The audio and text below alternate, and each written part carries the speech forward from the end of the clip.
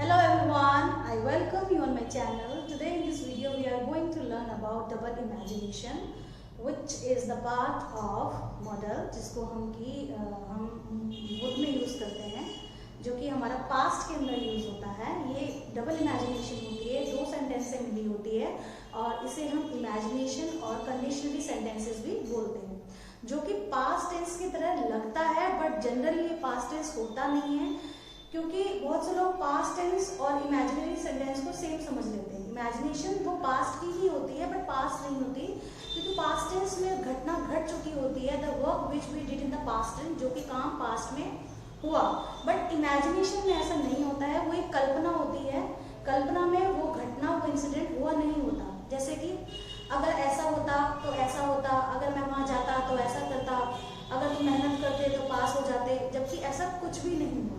तो past tense के अंदर जब भी हम इमेजिनेशन की बात करते हैं, कल्पना की बात करते हैं, कंडीशनली सेंटेंसेस की बात करते हैं, तब हम वहाँ पे डबल इमेजिनेशन का यूज करते हैं, पास्ट टेंस का यूज नहीं करते, सेकंड फॉर्म का या डिड नॉट का यूज वहाँ पे नहीं करते। अब हम इसको एक एग्जाम्पल के थ्रू समझ लेते हैं।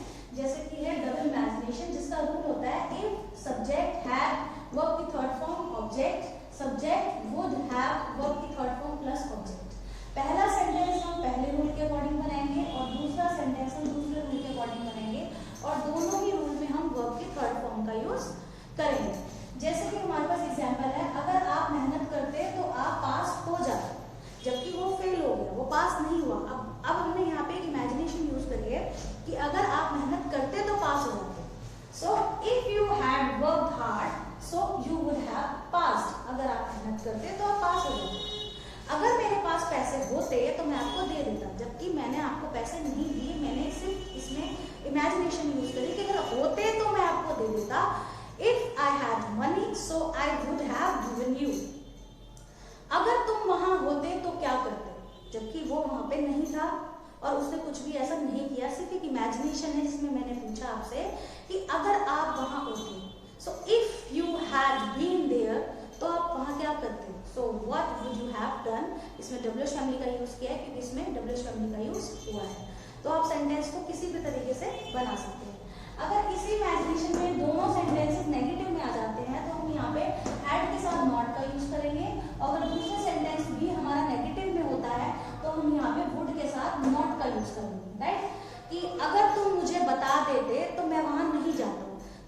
सो if you had told me so I would not have gone there. तो हमने यहाँ पे दूसरे सेंटेंस में वुड के साथ नॉट का यूज किया है क्योंकि वो नेगेटिव था। तो जब भी अगर नेगेटिव सेंटेंस होता है तो हम यहाँ पे वुड के साथ नॉट का यूज करेंगे, और ऊपर वाले सेंटेंस में अगर नेगेटिव होता है तो हैड के साथ नॉट का यूज करेंगे, राइट। तो ये हमारे डबल इमेजिनेशन वाले सेंटेंसेस होते हैं। एक एग्जाम्पल हम और देख लेते हैं। अगर मुझे पता होता तो मैं आपको बता देता। इफ आई हैड नॉन, यहाँ पे हमने थर्ड फॉर्म यूज करी है, so I would have told you. अगर मुझे पता होता तो मैं आपको बता देता, जबकि मुझे नहीं पता था और मैंने आपको बताया भी नहीं। सो इसमें मैंने ये एक इमेजिनेशन क्रिएट करी है।